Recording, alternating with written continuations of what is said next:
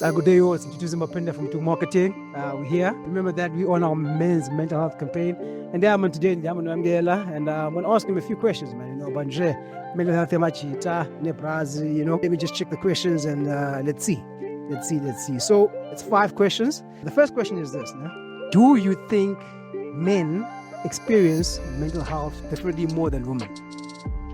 So for me, I see the way for niggas, it's societal pressure.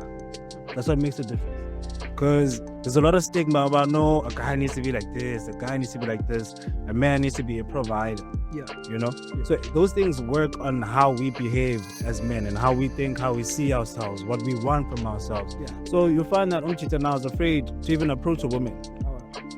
Not because he doesn't have manly features, but because his mindset is programmed by society about, hey, which leads to depression and all those sort of things. No, they're moving. So basically,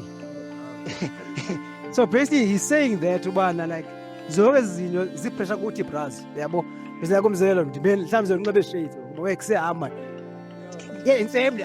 so it's saying that it's the pressure that we give each other as a machita, and the society puts on us, and the pressure based. It's what you say. Okay.